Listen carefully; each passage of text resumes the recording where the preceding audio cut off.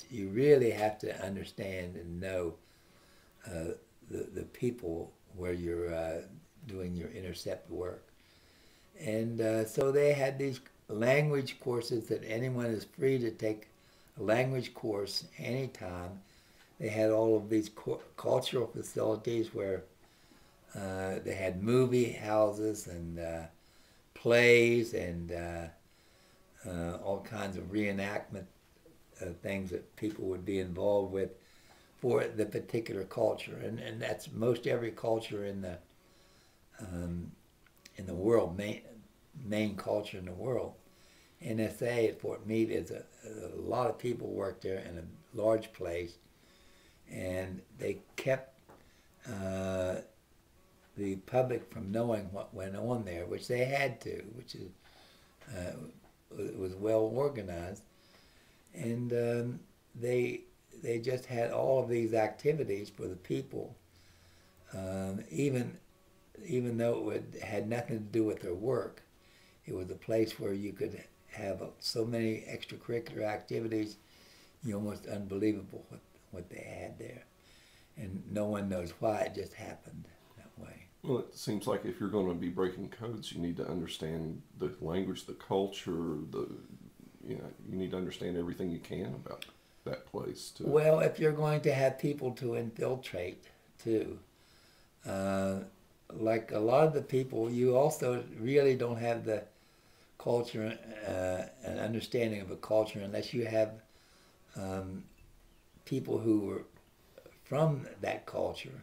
And NSA had the dilemma that they didn't want people who were not citizens and who were not obliged to uphold the United States, but they needed people who had been exposed to other cultures. So it's a very precarious trade-off of having people who are born and raised in other countries that you can be sure that they're have allegiance to the United States. And one of them, which was a friend of mine, an example, was Eugene Fubini, who grew up in Italy and immigrated here in 1937, but showed his allegiance to the United States and anti-fascist by making a tremendous contribution during the last years of the Second World War, and then he also became one of the chief operators at the NSA, and eventually an assistant director, I think, of NSA. But you had to rely on people, and so who knew the culture, and so the best source was people who are first generation immigrants, who were born in this country, whose parents came to this country from another country. I guess you'd call that first generation immigrants. And that's what you had to rely on. But many of the times that NSA had problems and had people to defect were people who had been born in other countries and came here as a citizen. The 4 or 5 really big, serious defections they had were this kind of situation. So it makes sense if you have had to organize all of these different groups representing all of these different countries, people who are from those countries or their parents were, and they know the culture and know the language, that if you're looking for someone who needs to go there for a while, what better group to pick from? There is no other group to pick from except for picking someone out of the general populace. And if you pick someone out of the general populace who has the background and experience in the culture and train them, then they are a part of NSA. And that's the only. And today, hopefully, these people in this organization is working in our intelligence interest, because now, unlike when we had the USSR as an adversary and other nations as adversaries, we don't have nations as adversaries. Now we have these extremist groups, And to get intelligence about them, you have to do human intelligence. The communication intelligence won't give you much. Well, and there's a reason for that. I think something changed. You used to, you could break codes. Now you can't break codes. That's true too, because of an invention of three MIT professors who's in 1979, I think, made this invention called the RSA encryption system, and the whole idea was new to people with public key cryptography, where you could send messages to someone, and the someone that you sent the message to, you didn't have to previously have any contact with them, which was contrary to all the concepts of cryptography, where in general you have one person that has a code arrangement, and another person that they're going to communicate with has the same arrangement, called a code book or a key or something.